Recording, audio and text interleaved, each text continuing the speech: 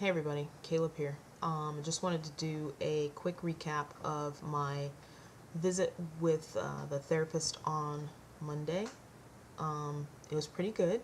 It was different to go to therapy at a residence, not an office building. Yes, I have been to therapy before.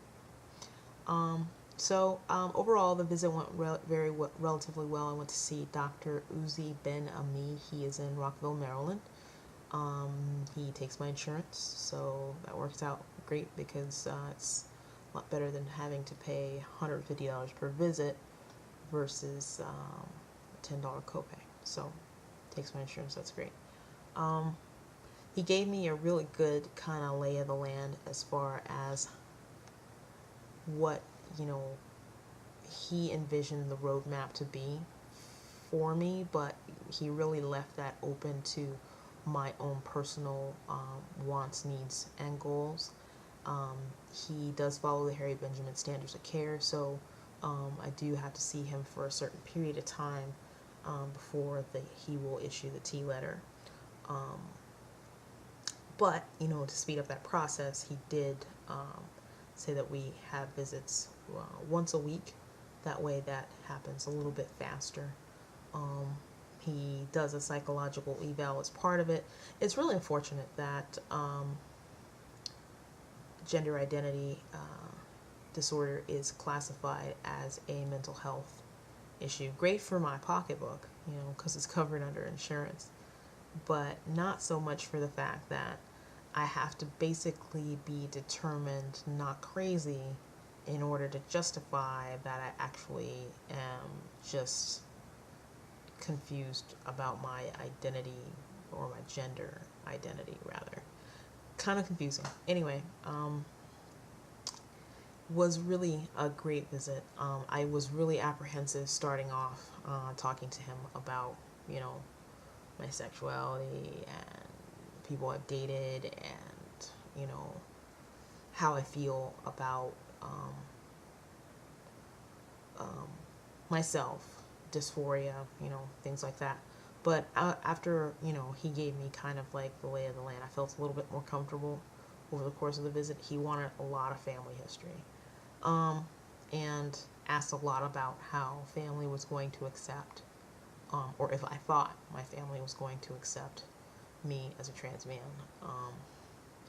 And I really don't know the answer to that. Um, we didn't talk too much about my partner, which to me is, I hate to say it, a lot more important um, than my family. Because maybe she is my family currently. I spend more time with her and I see her more, and we're kind of each other's, support system, so to speak. Um, and I just came to the realization, the second part of why I'm making this video today, that this is a transition for her too, in a couple ways. We've been together for 4 years, and now she is faced with having to um, lose all of the things that maybe she's attracted to me for. All of those things. She's a lesbian, okay? So lesbians typically like women, right? And while I'm still biologically female, genetically female, am going to begin on a journey of transition that is going to make me hormonally male, which is going to change my outward appearance. All the stuff, I might have a mustache, I might have a goatee, I might have, pork chop sideburns, or I might have, a hairy chest. Um, and this is all going to take away from the things that she's attracted to me for.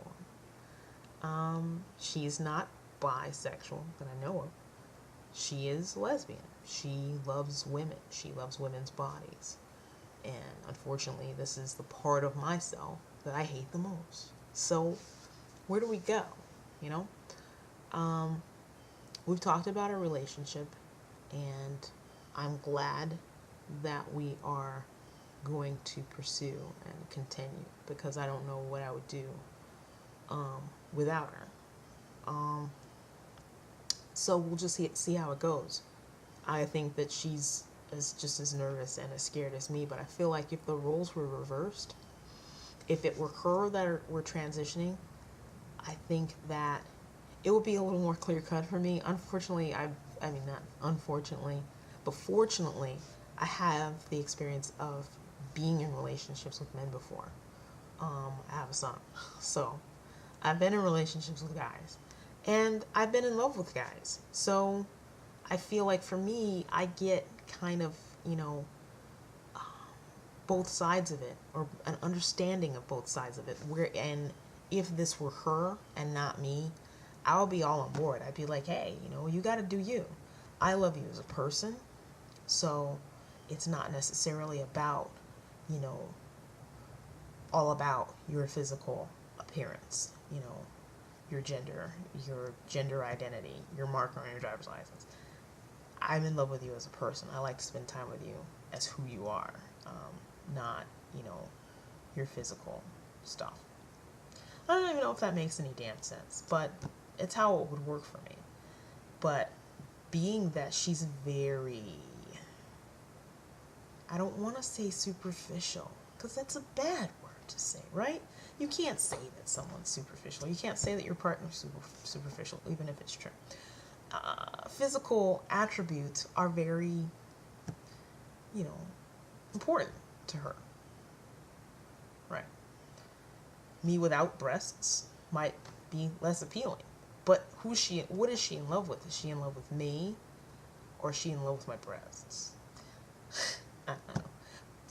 That's just part of it, though. That's just hitting the tip of the iceberg.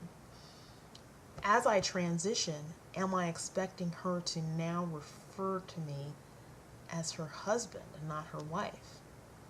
Do I expect that we should go and travel in more heterosexual circles or be identified as a heterosexual couple? And the answer to that is no, because while I'm hormonally going to be transitioning to male, I think that genetically the fact that I'm still female in some aspects will be present no matter what.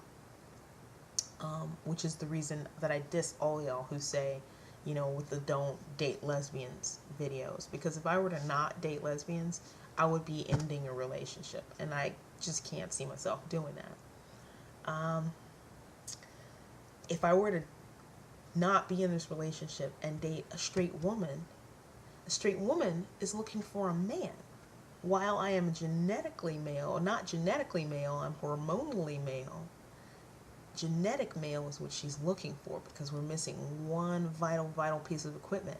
So why put myself in a situation where I'm going to be feeling inadequate, forever? Because I'm always going to wonder, does she want to be with a real guy? Does she want to, what about the reciprocal sex? Does that happen with a straight woman? Shit, probably not, right? Am I okay with being like a stone top? That's a topic for another vlog. Yeah, definitely. Anyway, back to my partner. I'm realizing that this is going to be as much of a transition for her as it is for me, and I feel like putting it out there in the perspective that, we can escape, we can break free of gender roles. If I had to pick a title, I would want to call myself genderqueer, identifying as male, because that seems to suit me more so than saying I'm a man. I'm a man.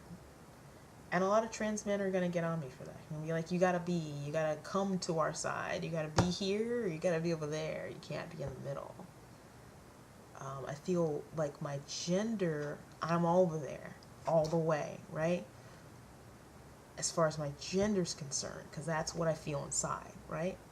But I feel like I'm not going to stop listening to Anya Franco. I'm not going to stop wanting to go to Ferret concerts. So how does this make me like emo?